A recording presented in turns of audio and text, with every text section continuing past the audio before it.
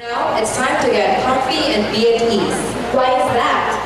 This time, we will be witnessing our first event. That's right. Let us now begin our impromptu speaking contest.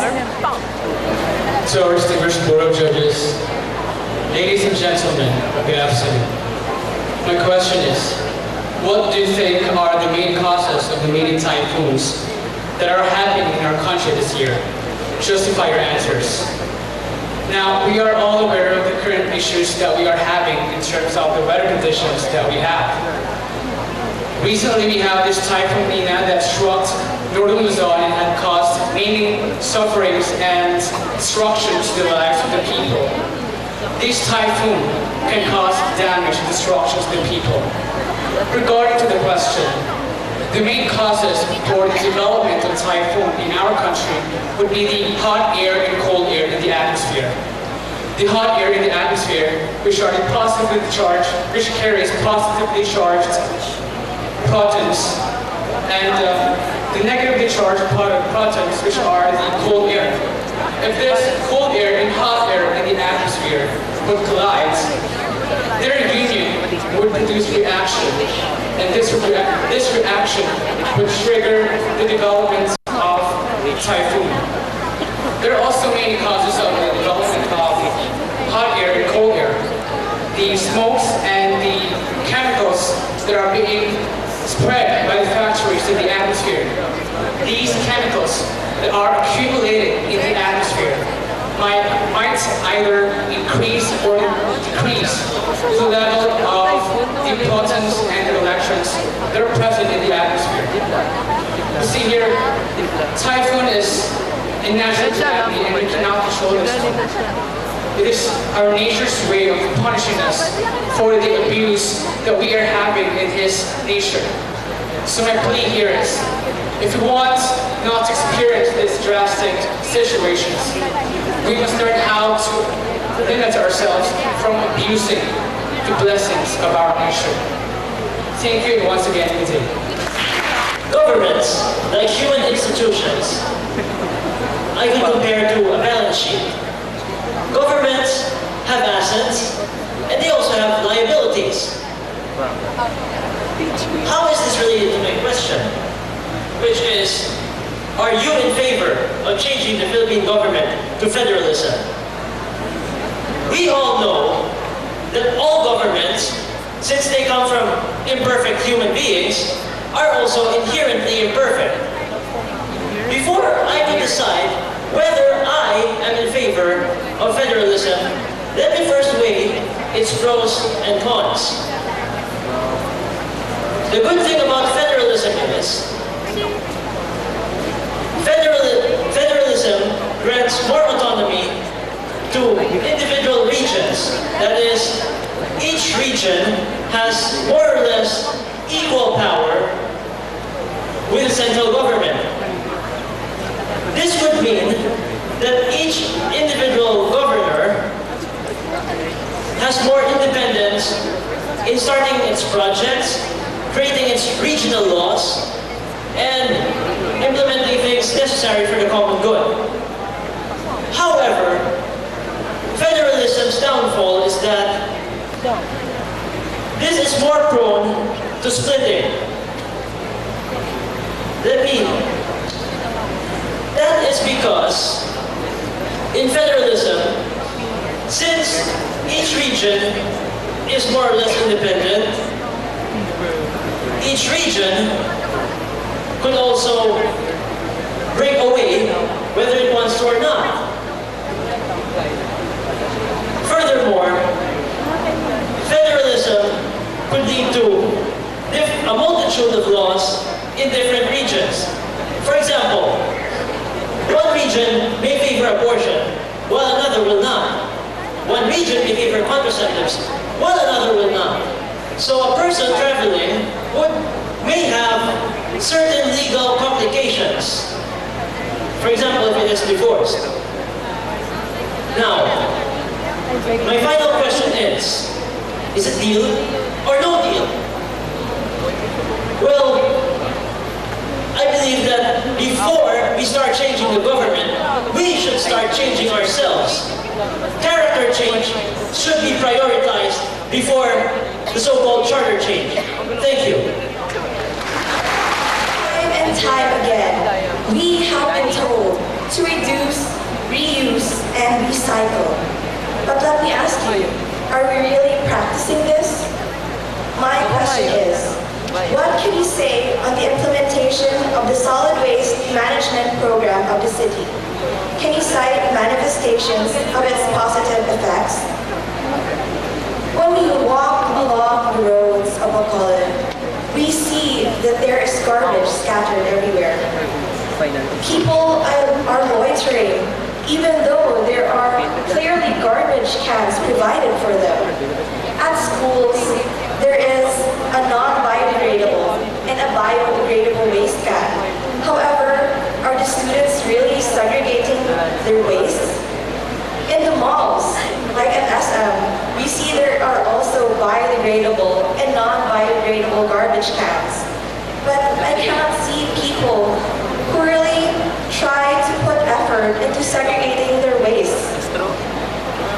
Even though the city is trying to implement the solid waste management program, there is still lack of awareness among the people. If you just tell the people to segregate their waste and they don't even understand why should they even bother? They don't know why they're doing it anyway, and it would be more effort on their part. If we do not educate the people about the consequences of just loitering in our city, then they will not even mind to think of how they can help in the management of our solid waste here in Bacolod. Furthermore, are we just gonna wait for our government to keep on implementing these kind of programs before we start to act? We should not wait for them to tell us to help our city, because this is our home, this is where we live. If we don't take care of the environment, then we will be the ones to suffer in the end. So in conclusion, I believe that even though the city is trying to implement the solid waste management program, there is still lack of awareness among the people. And because of that, they do not even mind to practice this program. And we ourselves, as the citizens of the Philippines, should do our part in protecting our environment.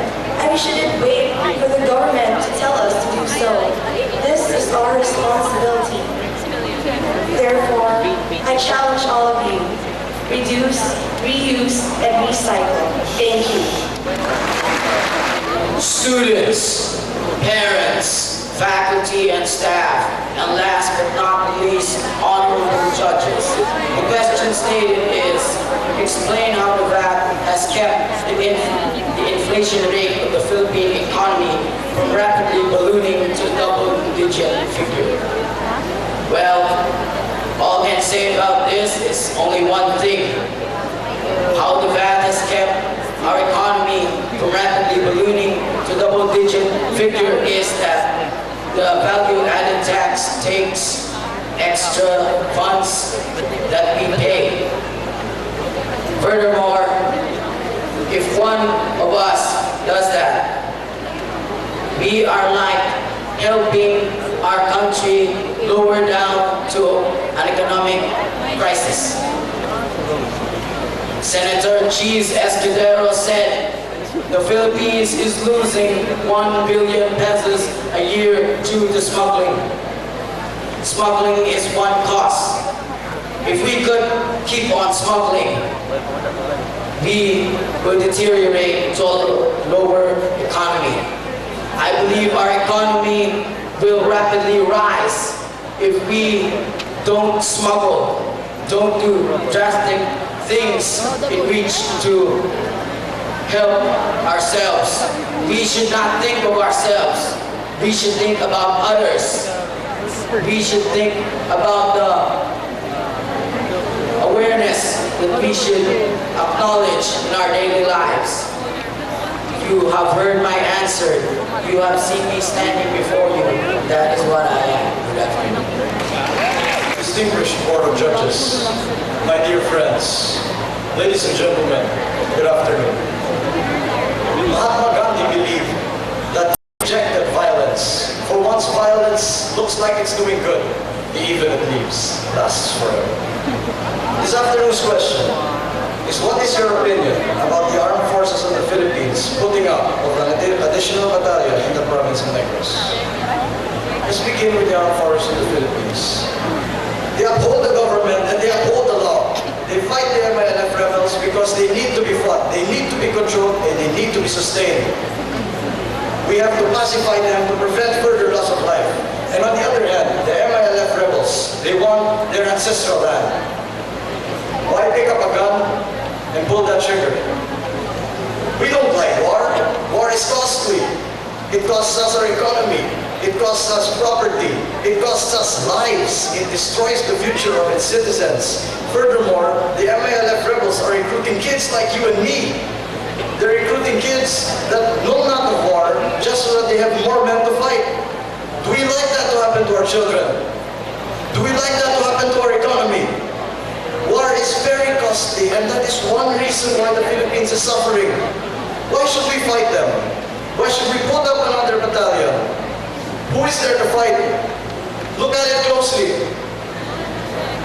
We respect the same hymn. We respect the same flag.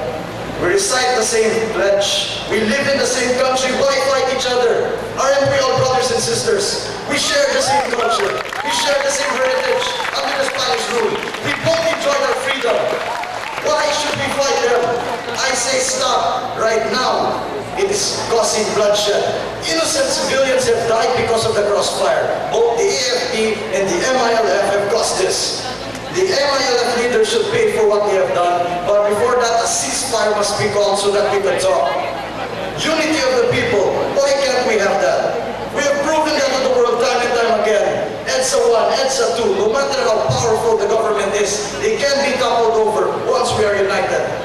If their cause is peace and our cause is peace, why do we have different methods in attaining them? Why should there be bloodshed? I'd ask you, why should we continue this fighting? It is meaningless. War is nothing but problems. It brings bad things to the economy, to the children, and to its people. I say we stop right now. Good men are what we need. The men who need something to do. They are the ones who can put a stop to this. They are the ones who can discuss. They are the ones who will, I believe, can make a difference. They are the ones who can bring about change. I am asking those good men, take a stand. Stand up, muster that courage. Fight this oppression. Let us not be racist anymore. We are of one blood. What does it matter? Evil only triumphs when good men do nothing. So I'm appealing to you. Peace cannot be held together by force. It can only be achieved through understanding. Thank you. Courageous gentlemen, gorgeous ladies, dedicated students and teachers, watchful judges, a pleasant afternoon. And the question thrown upon me is, what are the pros and the cons involved in the memorandum of agreement on ancestral domain between the government and the MILF forces? Empires are forged by war, and through war, the different talents of humanity are discovered. However, through war as well, where the values and the virtues of humanity are fast integrating between their very eyes. The hand of war is indeed so long that even here, in our very own peaceful and harmonious country, we experience its bitterness and despair. The MLF forces and the government forces once again fight beside the fate of our very nation. These rebels wanted to have their own government without the grip of our degrading government right now. And for this, the government has created this memorandum of agreement, ladies and gentlemen, to stop the first and foremost problem of our war here in the Philippines, and that is the loss of innocent lives and those people that proven their quality here in our nation. The very advantage of this memorandum of agreement, ladies and gentlemen, is first and foremost, this memorandum of agreement will lessen the bloodshed and stop the despair that these innocent people are experiencing right now. Second, those poverty and those nations that have been outside our borders will no longer mark us as one of those nations that cannot uphold and cannot discipline its people. And the very negative effect of this memorandum of agreement is that if the Bangsamoro people could create their own government, do you think they can stand alone on their own? We can no longer be called as a single nation, a single banner. And second, lastly, ladies and gentlemen, even if these Muslims have created their own government, they are still a part of our country. And we must not let them fall because of a reason and a cause that they ourselves created, a fatal mistake that must be corrected. And therefore, ladies and gentlemen, we must not lose hope. We must remember that the blood that runs through our veins as Filipinos was united by the marriage of the West and the East. We must have that courage and valiance of those Western warriors, those faithful ones and those religions of the Easterners that made their long-lived names for those ages and generations ahead of them. Thank you, ladies and gentlemen. Honorable judges, guests, teachers, fellow students, good afternoon. My question runs this way. Do you consider politicians' advertisement or endorsement as a sign of political campaign for 2010 election? Why or why not? As we have seen, after every television program, there's an advertisement with the face of a politician. They may endorse varying products. One might endorse beauty products. The other might endorse the good that he or she has done for the government. Basing everything from what I've seen, I strongly believe that every advertisement that politicians where politicians are appearing, I believe it is one of a sign of their political campaign for 2010 elections. Why do they do this? It's 2 years away. Well, the stakes are high for a government. Corruption is everywhere. People suffer hunger. Wars are everywhere. With everything the citizens have seen, do you think that whatever promises that come out from the mouths of those politicians, the citizens would still believe them? I doubt that. These are the same politicians that give the same promises. But what happened to our country? Nothing. That's why they're starting as early as possible, so that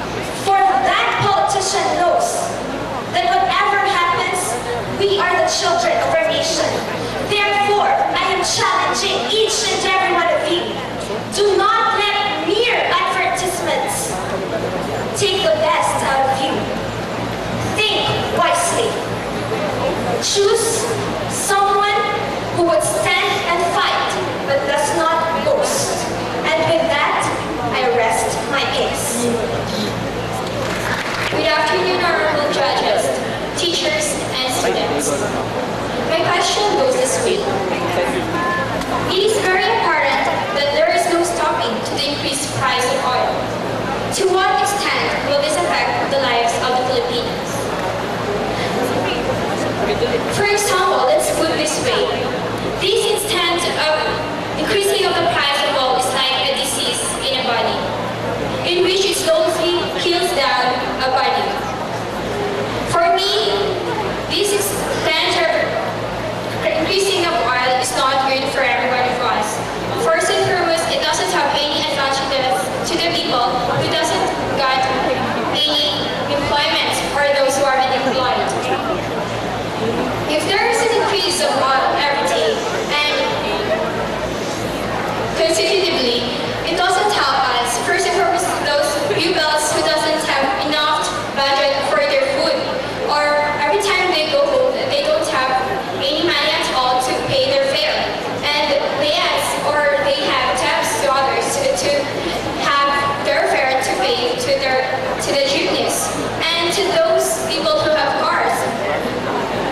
They need to have a lot of money to have their oil. They can't even choose their cars if they don't have any oil, or they cannot buy. For me, the question is, what will really affect the lives of the Filipinos? As our economics today is slowing down, we cannot even help ourselves to improve or to get money. It's because also of our increase of population, in which there's a lot of people who are unemployed and they cannot even have jobs, even they are graduates or they have their own professions. And if there's still increase of oil, how could this help them? How could help the people? Everyone needs adjustments, and if the government really realize that we are having problems with this, they could eventually help us, and they could lower down the prices of oil and have a lot of jobs for the people so that they can have their fares and they can budget their money. Thank you. Life is the sound of all our choices. That is why this afternoon I made my choice of speaking in front of a crowd whose open-mindedness and wisdom is exemplary. Honorable Board of Judges, my co-contenders, friends, parents, and to my ever-supportive LCA family, good afternoon. Today, I am tasked to answer this question. Do you think that an all-out war policy will be the best solution to the conflict in Mindanao? Given a chance, would you rather choose walking on a street filled with bombs, filled with blood, filled with all the cry and mourning of people distracted by war? Or would you rather choose walking in a street filled with flowers, people talking, people doing actions showing unity in order to achieve progress? Of course, a person in the right state of mind of thinking would choose walking on the street showing peace. Regarding on my question, we, as brothers and sisters, should all